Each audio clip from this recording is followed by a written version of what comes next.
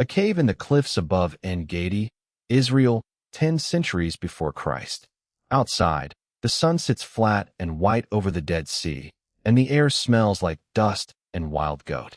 Inside, it's cold, it's dark, and it's full of men who are trying very hard not to breathe too loud. You are one of them. You've been running for years, hiding in caves like this one, sleeping in different places every few nights, watching the horizon for dust clouds that mean soldiers. And today, the horizon delivered something you didn't expect. Not soldiers marching past, soldiers coming in. 3,000 of them, led by the one man in the world who wants you dead more than anyone else alive, the King of Israel himself. And right now, that king is walking, alone, into this exact cave. He doesn't see you. He doesn't know you're here. He's simply come in out of the sun, the way any tired man would, completely unaware that the last 6 years of his life have just walked him into a room full of the very people he spent them hunting. You have a sword. He has his back turned. Here's what most people miss about this moment. Everyone in that cave, every single one of David's men, believes they know exactly what happens next. They believe God himself has arranged this, that the enemy has been delivered, gift-wrapped, into David's hand. This is not a story about mercy. This is not a story about weakness. This is not a story about luck. This is a story about the one decision in David's entire life that should have been the easiest, and instead became the hardest thing he ever did.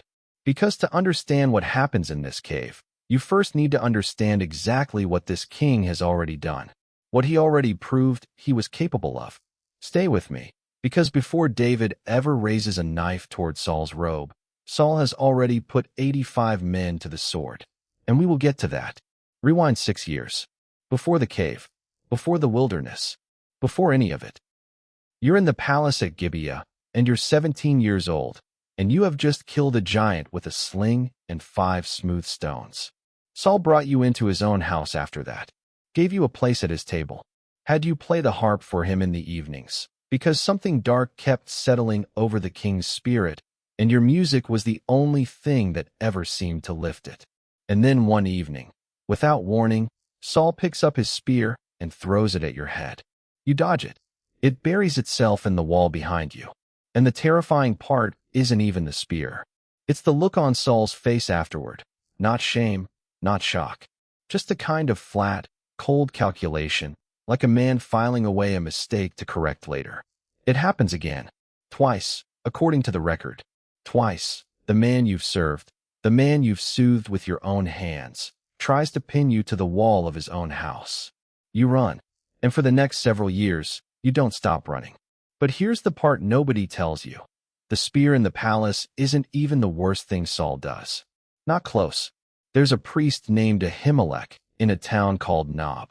When you passed through, starving, fleeing, he gave you bread off the sacred table and handed you the sword of Goliath, the very sword you took off the giant's own body. He didn't know he was helping a fugitive. He thought he was helping the king's own son-in-law on the king's own business. Saul finds out, and Saul decides that helping you, even unknowingly, is treason.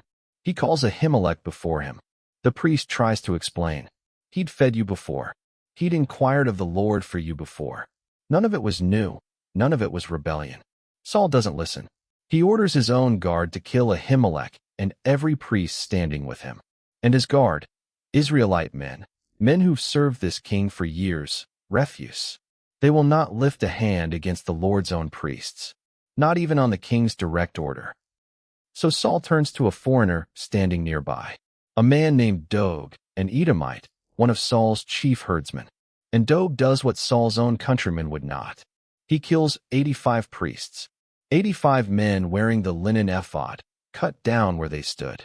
Then he doesn't stop there. He marches on the town of Nob itself and puts it to the sword.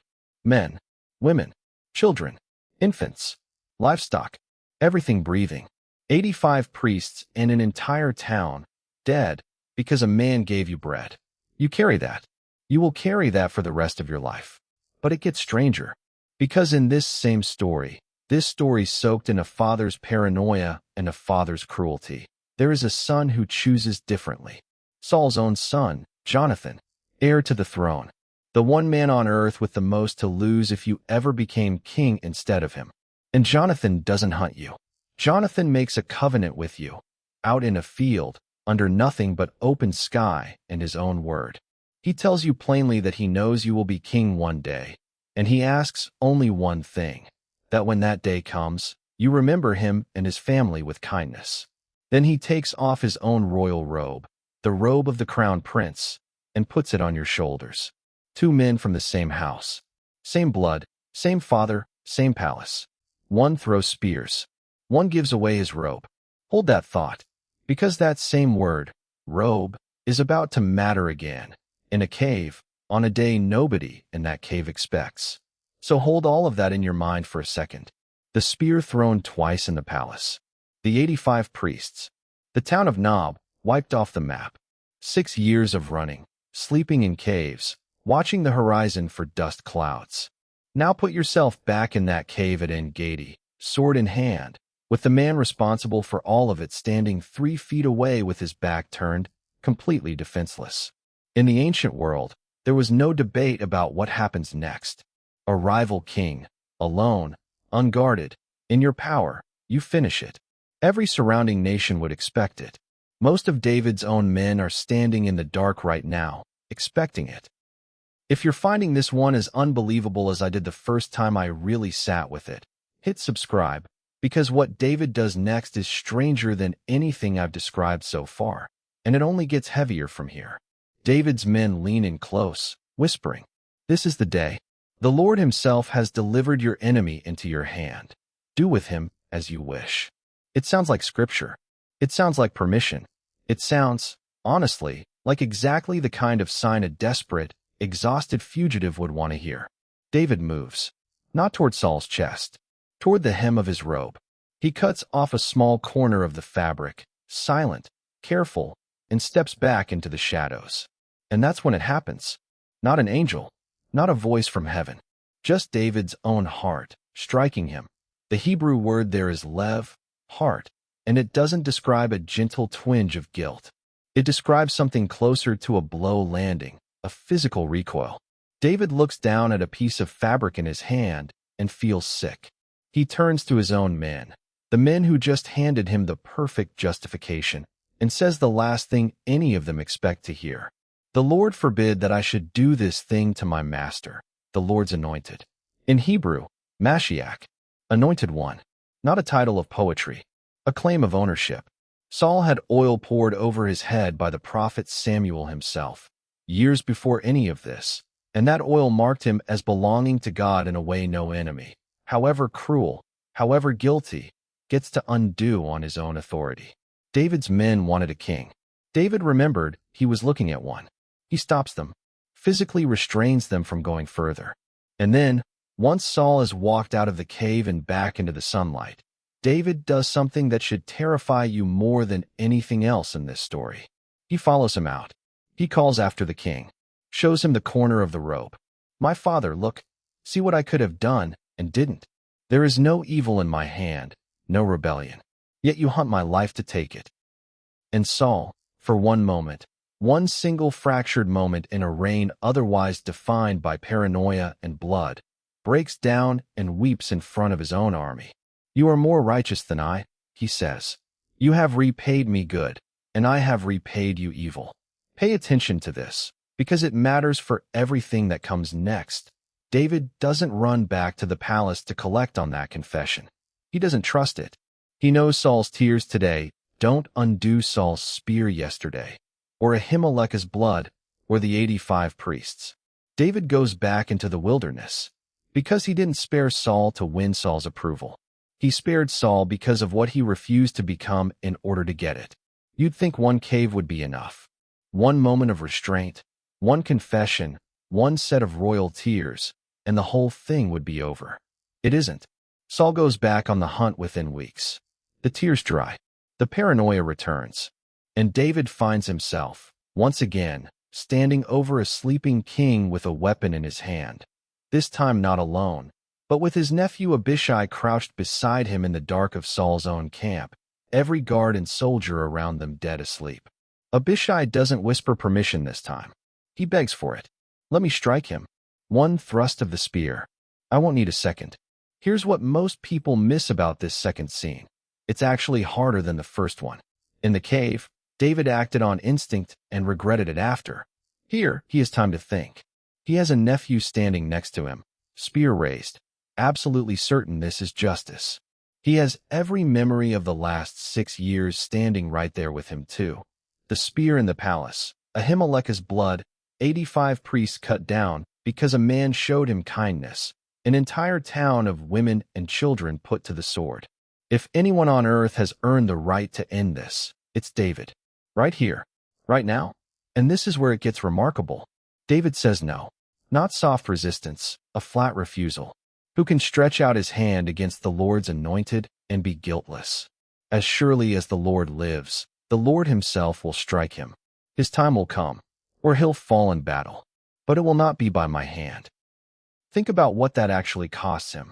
Somewhere in David's memory, right in that moment, is a town called Nob, leveled, silent, because Saul decided one man's life mattered less than his own fear. David has every reason, every precedent handed to him by the king himself, to decide that Saul's life matters less than his own survival. That would be simple justice. It would even look like justice. He doesn't take it. There's a version of this you've probably lived yourself, even if no one ever handed you a literal spear. The moment someone who hurt you badly is finally in your power, a reply you could send, a truth you could tell that would destroy them, a door you could simply choose not to open for them. Nobody would blame you. Everybody would understand. And in that half-second of decision, the real question was never really about them at all. It was about who you were going to be standing on the other side of it. David takes Saul's spear and his water jug instead. Proof, again, that he was there, that he could have, and didn't, and walks out of the camp into the night. This is not a story about a robe. This is not a story about a spear left behind. This is not a story about restraint. This is a story about a man who understood that some things belong to God alone to judge, and who refused to reach for what wasn't his to take, even when everyone around him, even when his own history, told him he'd earned the right. The Jewish historian Josephus, writing centuries later, looked back at this same episode and noted something almost every ancient reader would have understood instantly. Kings did not spare rivals who had them at their mercy. That simply wasn't how power worked in that world, which is exactly why this story survived. Because it wasn't normal. It still isn't. So why does any of this matter to you? Sitting wherever you're sitting right now, centuries removed from a cave in the Judean desert? 3 things. Hold on to them. First, the truth of what happened. David spared the man who threw spears at him, who slaughtered 85 priests in an entire town, not once but twice, when he had every opportunity and every justification to end it. That's not legend softened by time. That's a king in waiting choosing restraint over vengeance, when restraint cost him everything and vengeance would have cost him nothing. Second, what it means for you. You will have your own cave. Your own moment where the person who hurt you is finally within reach, and taking them down would feel like justice, and everyone around you would call it earned. David's story isn't really about Saul. It's about what you do with your hand when it's finally your turn to choose. And third, the part that should sit heavy with you tonight. David didn't spare Saul because Saul deserved it. Saul never deserved it. David spared him because David refused to let another man's cruelty decide who David was going to become. That's the whole story. Not mercy earned. Mercy chosen, on purpose, at the highest possible cost, by a man who still had 85 faces in his memory and chose not to add one more. Which sparing hit you harder, the cave or the camp? Tell me below. 2 caves, 1 king, 1 choice, made twice. That changed everything that came after.